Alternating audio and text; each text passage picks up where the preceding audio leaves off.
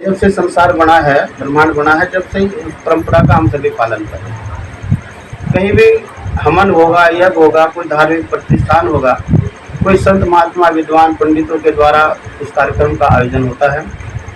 विद्वानों पंडितों का आशीर्वाद प्राप्त होता है, संत गुरुजनों का आशीर्वाद प्राप्त होता है। और जब उस यज्ञ की, हवन की, उस कार्यक्रम की जब पूर्णाहुति होती है तो सर्व समाज वहाँ पर इकट्ठा होता है, सभी लाभ लेते हैं। भाई आज समापन है तो चलो हमारी भी दो आहुति, 5 आहुति उसमें सम्मिलित हो जाए तो बहुत अच्छा है। ये पुण्य का कार्य है, इसमें हम सहभागी बनना चाहिए। कोई भी धर्म का काम हो उसमें हम सभी सहभागी बने, ये हमें प्रयास करते रहना चाहिए, प्रयास होना चाहिए। किसी भी धर्म का काम हो, कहीं भी हो, किसी भी समाज का हो, जितना भी हम सहयोग कर सकते हैं, ये हमारा ये बहुत अच्छा समय है जो हमें मिला है, उस समय का हमें लाभ लेना चाहिए हमेशा।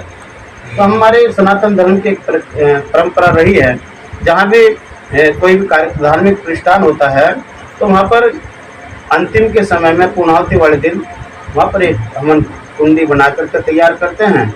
उसमें घी, सामग्री, सुगंधित पदार्थ मिला करके और ऊंचे जो ना ये किस्म की लकड़ी, जिस प्रकार से अभी आम की लकड़ी को सर्वोपरि माना गया है, आम का फल उत्तम माना गया है, चंदन की लकड़ी को उत्तम मानी गई है, तो ऐसे सुगंधित पदार्थ मिला करके वेदों के उच्चारण के द्वारा उसमें घी सामग्री मिला करके उसकी आहुति डाली जाती है। ये कोई भी मंत्र हो, वेदों के मंत्र, ओम भूर्भुवः स्वः तत्सवितुर्वरेण्यं भर्गो देवस्य धीमहि धियो यो न प्रचोदयात्। तो उसमें जो है ना हम सभी सनातन धर्म के अनुयायी उनकी मान्यता है कि भाई आहुति देने से हमें भी पुण्य मिलेगा। तो सुनसा जी, उस आहुति को जो हम दे रहे हैं सुहा, अंतिम में पहुंचे सुहा, तो सुहा का जो तात्पर्य है, जो सुहा का जो हिंदी अनुवाद है उसको कहते हैं छोड़ दिया, उसको ये छोड़ दिया। जो मेरे हाथ में अंजलि में जो मैं आहुति का रूप में लिया हुआ है, मैंने आपके चरणों में इसको अर्पण कर दिया है। अर्पण कर देना, छोड़ देना, उसको कहा सुहा।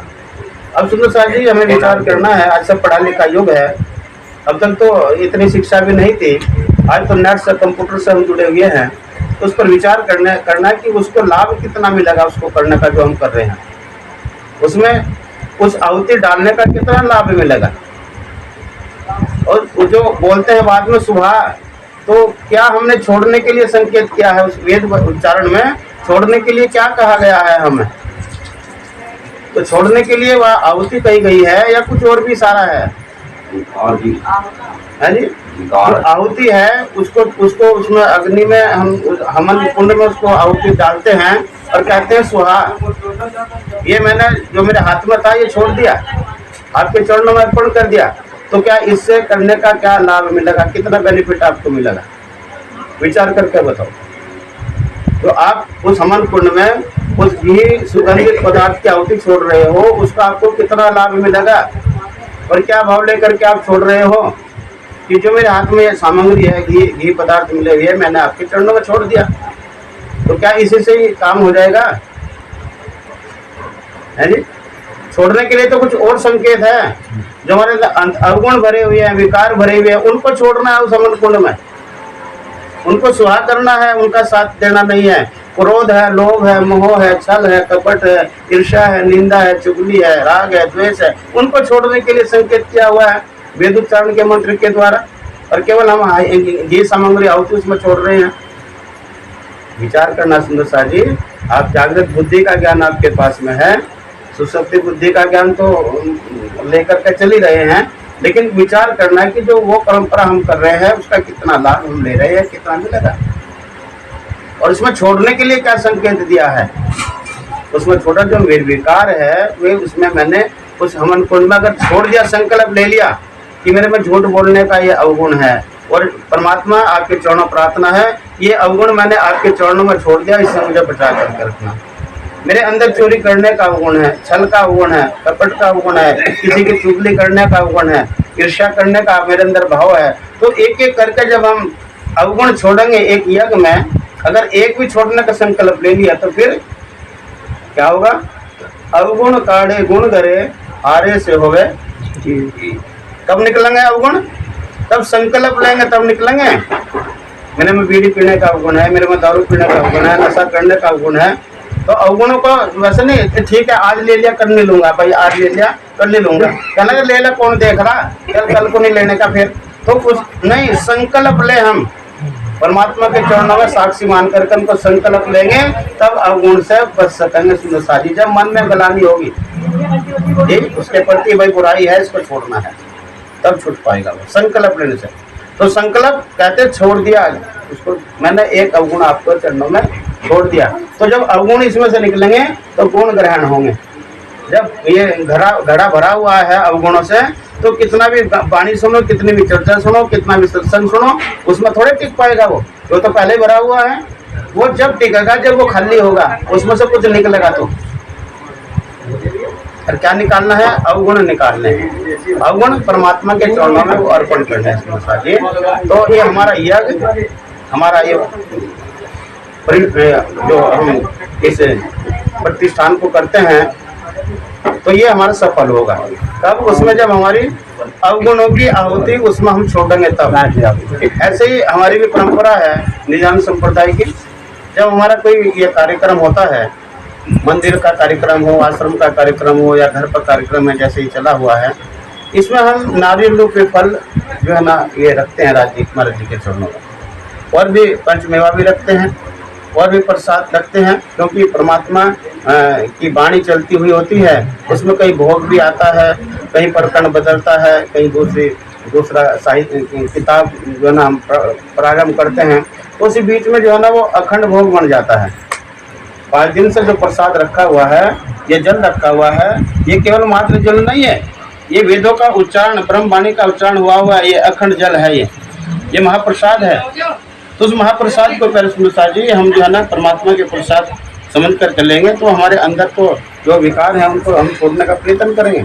नारियलों की फल है, अंतिम चौपाई अभी बोली है, अभी दोहराते हैं सब आचार्य लोग, भाई अंतिम चौपाई को दोहराओ, तो सब हमें अपनी जिज्ञासा से वो वर्णन करते हैं। क्योंकि यासो पढ़ासो अनपढ़ा रोशन हुए सिताब, किसी ने वाणी पढ़ने का कम लाभ लिया, किसी को समय कम मिला, किसी को ज़्यादा मिला, ये नहीं भी, तो स्वामी जी सबको एक समान सबको कर देते। वाणी दोहराने का ही तात्पर्य है। और क्या भाव लेकर के वाणी ये आहुति होती है, नारियल रूपी फल जो हमने रखा हुआ है उसको अंतिम चौपाई पर उसको राज्य महाराज जी के चरणों में उसको हम अर्पण करते हैं। तो मोहम्मद जी प्राणनाथ जी ने इस आहुति को बताया जी जो हम कर रहे हैं इसका क्या लाभ है। ये नारियल की फल केवल परमात्मा के चरणों में तोड़ने से लाभ मिलेगा नहीं, लाभ कब मिलेगा? ये हमारा जो नारियल ये फल है, सिर रूपी जो नारियल फल है, इसको परमात्मा के चरणों में अर्पण करें।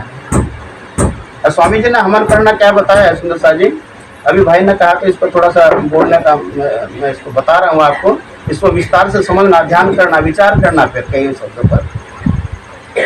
स्वामी जी ने हवन करना कौन सा बताया, किस तरह का ब्रह्म आत्माओं ने हवन करा, ब्रह्म मुनियों ने, ब्रह्म ऋषियों ने, उनका हवन क्या प्रक्रिया उन्होंने किया। कलश ग्रंथ का पहला प्रकरण है, कलश हिंदुस्तानी ग्रंथ का 3री या 4थी चौपाई है। हाड़ हुए सब लकड़ी फल सिर विरह अगिन, हाड़ हुए सब लकड़ी फल सिर विरह अगिन, मांस मीज या लहू रंगा या विध हो हमन। हमन जो किया है उन ब्रह्म ऋषियों ने किया है, ब्रह्म मुनियों ने किया है। स्वामी जी कह रहे हैं हमन कहते किसको हैं, केवल हमन कुंड में घी सामग्री सुगंधित पदार्थ और उत्तम लकड़ी डालकर के वेदों के उच्चारण करने से हमन नहीं होगा। हमन कह रही जितने भी शरीर में ये हड्डियां है ना, हाड़ हुए सब लकड़ी, इनको सूखी हुई लकड़ियों का रूप बना लो। हाड़ हुए सब लकड़ी फल सिर विरह अगिन, ये जो सिर है अहंकार से अकड़ में जो रहता है, ये कभी झुकता नहीं है कहीं भी, देवी देवता के सामने, किसी धर्म के सामने, किसी गुरुजनों के सामने, आचार्यों के सामने, छोटे बड़े के सामने झुकता नहीं है। इसको नारियल का रूप बना लो, इस सिर को नारियल का रूप बना लो, इन हड्डियों को सूखी हुई लकड़ियों का रूप बना लो, जितने भी शरीर के अंदर मांस मिर्जा है इनको घी सामग्री का रूप बना लूं तो या विध होत हमन। विचार करें सुंदर जी, आपके पास तो ब्रह्म ज्ञान है, जो नहीं है वो भी, जिनके पास नहीं है वो भी विचार करें कि हम भाई अनभिक्षता में, अज्ञानता में क्या कर रहे हैं और हमें करना क्या है। उन्होंने कहा ये जितने भी ये हड्डियां है ना, इनको सूखी हुई लकड़ियों का रूप बना लूं। ऐसी कसनी उन्होंने किया, परमात्मा को पाने के लिए खोज किया, संसार के सुखों को छोड़ करके उस आध्यात्मिक राह पर चले। कितनी कष्ट आई उनके जीवन में, कितना संघर्ष उन्होंने किया उस परम तत्व को पाने के लिए। तो इस शरीर में कुछ रहता ही नहीं संसार जी। तो वो उस स्थिति को कहा हाड़ हुए सब लकड़ी। और ये जो सिर है, ये अहंकार इतना चढ़ा हुआ है हमारे ऊपर, अहंकार का अमल ये कभी झुकता नहीं है। चाहे बात सही हुई है फिर भी मानने को तैयार नहीं होगा। तो भाई इसको हम जो है ना फल का रूप बना लें, नारियल का रूप बना लें, इसके अंदर जितनी भी मांस मिर्जा है उनको घी सामग्री का रूप बना लें। इस प्रकार से उनके चरणों में हम संकल्प लें कि मेरे मालिक, मेरे परमात्मा, मेरे सतगुरु महाराज जी, मुझे सदमार्ग पर चलाना और अपने चरणों से मुझे एक पल भी दूर करना नहीं है। तो ये हमारी सच्ची ये पूर्ण अवधि होगी इसलिए सारी। तो नारियलों के फल या ये मेवा मिष्ठान रखने से काम चलने वाला नहीं है। उसके साथ में हमें कुछ और भी कुछ करना है। तो हमें रहनी बनानी है, जो हमारी कथनी है, कथनी के ही अनुसार हमारी रहनी भी हो। जो हम चर्चा वाणी कर रहे हैं, सत्संग कर रहे हैं, प्रवचन कर रहे हैं, उसी प्रकार का हमारा आचरण भी हो, ऐसा हमारा स्वभाव भी हो, ऐसा हमारा व्यवहार हो, तो तब जा करके कुछ बात बनेगी भाई।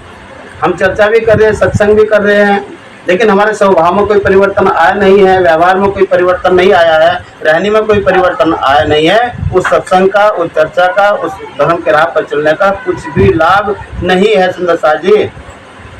उससे पहले ही अच्छे थे, संसार में अपना घर परिवार का काम भी कर रहे थे, माया के बन करके माया के इतर जीवों की तरह तो चल रहे थे, लेकिन उनके चरणों में भी आए। और कुछ अगर रहनी नहीं बनी, कहनी सुननी गई रात में, अब आया रहने का दिन। तो कहनी सुननी तो भाई बहुत दिन हो गए, सारा संसार कर रहा है, उसमें उतरने का समय है, उसको अपने आचरण में लेकर चलने का समय है। और जब उस रहनी बना करके हम चलेंगे सुंदर साथी, तब भजन भक्ति का, सेवा का लाभ मिलेगा। और हमें विचार भी करना है कि भाई जैसे मैं सतगुरु महाराज जी के चरणों में आने से पहले, सत्संग में आने से पहले जैसी मेरी बुद्धि थी, आज मेरी है वैसी ही है या उसमें कुछ परिवर्तन आया है। तो स्वामी जी कह रहे उस पर भी विचार करो भाई। पहले तोलो बुद्ध जागृत, पीछे तोलो धनी आवेश, तार पीछे तो तार तम यू करूँ तो भेष। पहले मेरे बुद्धि का तोड़ करना है। हमारी बुद्धि जो सत्संग में आने से पहले, सतगुरु महाराज जी के सानिध्य में आने से पहले जैसी थी ऐसी ही है या उसमें कुछ परिवर्तन आया है। अगर ऐसी ही थी तो सत्संग का, चर्चा का कुछ लाभ सेवा का मिल नहीं रहा सुंदर। अगर उसमें थोड़ा सा परिवर्तन आया है तो ये समझिए कि तातम रूपी औषधि अपना कार्य कर रही है। पहले तो लो बुद्ध जागृत, बुद्धि 3 प्रकार की होती है सुंदर साथी।